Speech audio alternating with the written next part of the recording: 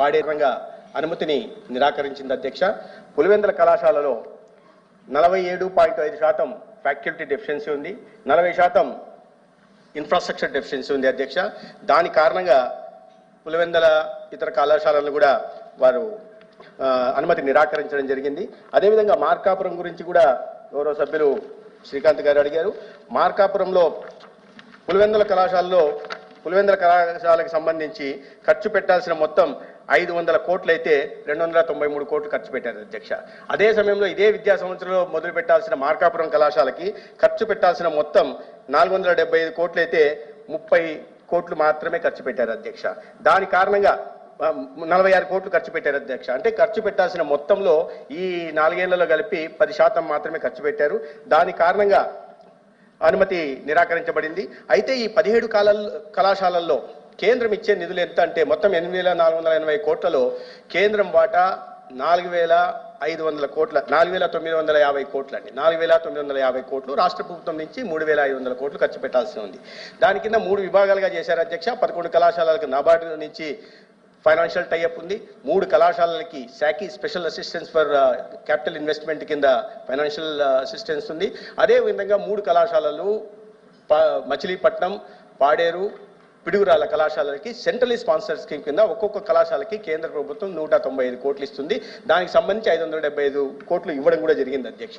మిగిలిన వాటికి నబార్డు నుంచి, శాఖీ నుంచి తీసుకోవడం జరిగింది. రాష్ట్ర ప్రభుత్వం నుంచి గత సమయంలో ఎటువంటి చెల్లింపులు రాష్ట్ర ప్రభుత్వం నుంచి చేయకపోవడం, కేవలం నబార్డుకు సంబంధించి, శాఖీకి సంబంధించిన నిధుల నుంచి మాత్రమే ఈ పనులు చేయడం, ఇప్పటిదాకా చేయాల్సిన 8,480 కోట్లు 4 సంవత్సరాల్లో చేయలేకపోయారు. ఖర్చు పెట్టాల్సి ఉండగా పెట్టిన ఖర్చు 1,450 కోట్లు మాత్రమే అధ్యక్ష. ఏమంటే 44 సంవత్సరాల సమయం సరిపోలేదని చెప్తున్నారు.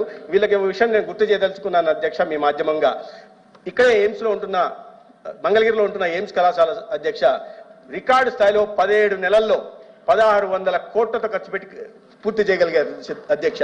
అది ఏ ప్రభుత్వానికైనా పేద విద్యార్థులకు నాణ్యమైన వైద్య విద్యను అందించడంలో ఉన్న చిత్తశుద్ధి అధ్యక్ష. కానీ ఇక్కడ పరిస్థితులు ఏంటంటే ఆ చిత్తశుద్ధి ఎక్కడా కనిపించట్లేదు అధ్యక్ష. కేవలం మీకు చెప్తే ఆశ్చర్యపోతారు అధ్యక్ష.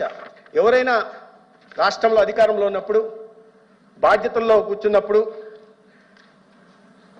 అధికారంలో ఉండి ముఖ్యమంత్రి స్థానంలో ఉంటున్న వాళ్ళు రాష్ట్రం అన్ని కళాశాలల మీద ఒకే దృష్టి పెట్టాలి అధ్యక్ష. ఆ విధంగా కాకుండా మా నియోజకవర్గంలో మాత్రం ప్రత్యేకంగా దృష్టి పెడతాం, ఇతర నియోజకవర్గాల మీద సవతి ప్రేమ చూపిస్తామనేది వాస్తవం కాదు అధ్యక్ష. ఇదే విద్యా సంవత్సరంలో మొదలు కావాల్సిన మార్కాపురంకి కేవలం 46 కోట్లు మాత్రమే 500 కోట్లు ఖర్చు పెట్టాల్సి ఉండగా 46 కోట్లు మాత్రమే ఖర్చు పెట్టడం అంటే రాయలసీమలో విద్యార్థులు చదువుకోకూడదా అధ్యక్ష? అదే ఆదోనిలో, ఇదే ఆదోనిలో, రాయలసీమలో ఉంటున్న ఆదోనిలో 10% నిధులు మాత్రమే, 10% కూడా ఖర్చు పెట్టలేదు అధ్యక్ష. 500 కోట్లు ఖర్చు పెట్టాల్సి వస్తే కేవలం 47 కోట్లు మాత్రమే ఖర్చు అంటే చదవకూడదా అధ్యక్ష? అదే సమయంలో పార్వతీపురంలో గిరిజన విద్యార్థులు చదువుకోవాల్సిన కళాశాలలో పైసా ఖర్చు పెట్టారు అధ్యక్ష. 0. ఇప్పటిదాకా టెండర్ కూడా పిలవలేదంటే 4 సంవత్సరాలుగా పేద విద్యార్థులకి నాణ్యమైన విద్యను అందించాలనే చిత్తశుద్ధి ఏ మాత్రం ఈ రాష్ట్రంలో గతంలో ముఖ్యమంత్రికి ఉండిందో చెప్పాలి అధ్యక్ష. కానీ అబద్ధాలు మాత్రం వండి వారుస్తా ఉంటారు అధ్యక్ష. అబద్ధాన్ని వండి వారుస్తా ఉంటారు అధ్యక్ష.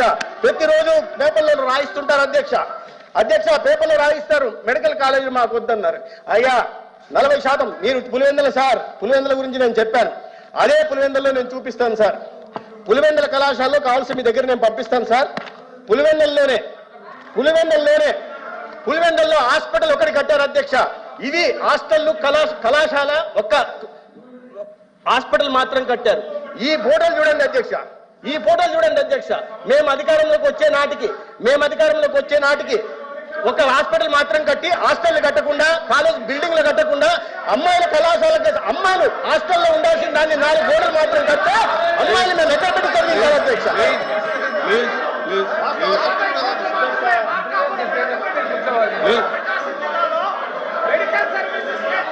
అధ్యక్ష 70% బోధనా సిబ్బంది లేకుండా, 70% బోధనా సిబ్బంది లేకుండా వైద్య విద్యను, నాణ్యమైన వైద్య విద్యను విద్యార్థులకు ఏ రకంగా అందించాలో చెప్పండి అధ్యక్ష.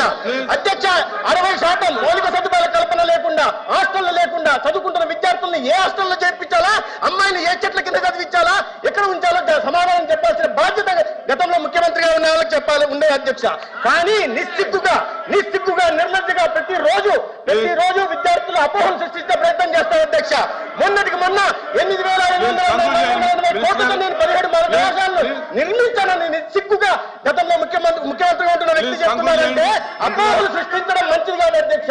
ప్రభుత్వం ఏదైనా సరే ప్రభుత్వం ఉన్నప్పుడు తర్వాత ప్రభుత్వం బాధ్యతలు తీసుకోవాల్సింది. కానీ నేను నిర్మించానని అపోహలు చెప్తుంటే సంపద సృష్టిస్తానని విద్యార్థులు చెప్తే ఇవాళ విద్యార్థులకు 17 కళాశాలలు లేక విద్యార్థులంతా చదువులకు దూరం అయిపోతున్నారని చెప్తున్నారు. 750 సీట్లు రావాల్సిన సీట్లు రాలేదంటున్నారు. దీనికి బాధ్యత వహించాల్సింది ఎవరు? దీనికి మౌలిక కల్పించాల్సిన బాధ్యత ఎవరిది? ఫ్యాకల్టీ డెఫిషియన్సీకి కారణం ఎవరు? సమాధానం చెప్పండి అధ్యక్ష. ఇది సమాధానం చెప్పాల్సిందిగా మీరు కోరాలి అధ్యక్ష. ఆ పార్టీ గౌరవ సభ్యులు నేను అడుగుతున్నాను. వారు ముఖ్యమంత్రి గారు రోజు అబద్ధాలను వండి వారిస్తుంటే అసత్యాలను చెప్తుంటే ఈ రకంగా కొన్ని సమర్థత లేదా అధ్యక్ష? సమర్థత ఉంది అధ్యక్ష. రికార్డు స్థాయిలో ఒక సంవత్సరంలో తాడేపల్లి భవనాన్ని కట్టారు అధ్యక్ష. రికార్డు స్థాయిలో 26 జిల్లాల్లో ప్రభుత్వ ఆస్తుల్ని గౌరవ శాఖ సంబంధించిన ఆస్తులు తీసుకుని వైఎస్ఆర్సీపీ పార్టీ కార్యాలయాన్ని కట్టారు అధ్యక్ష.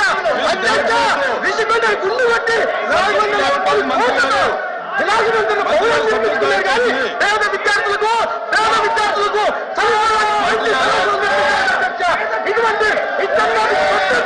ఇటువంటి పెత్తందారు ఇవాళ అబద్ధాలు చెప్తుంటే ఏంటధ్యక్ష?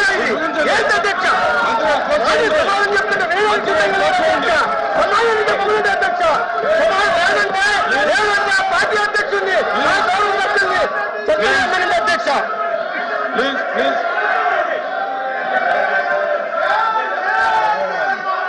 ప్లీజ్ కూర్చోండి.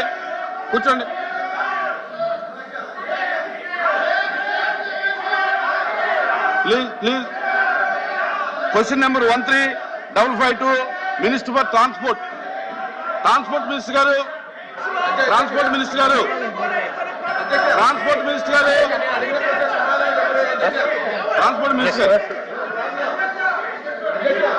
Please 1 minute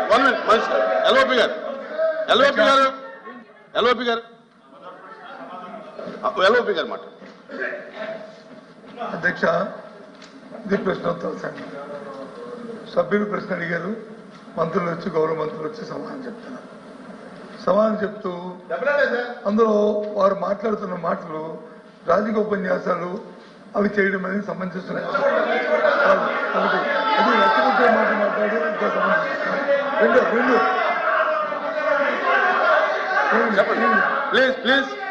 please అచ్చినాలి. ప్లీజ్ కూర్చోమనండి. మీరు కూర్చోండి. మీరు కూడా కూర్చోండి. ప్లీజ్ మీరు కూర్చో.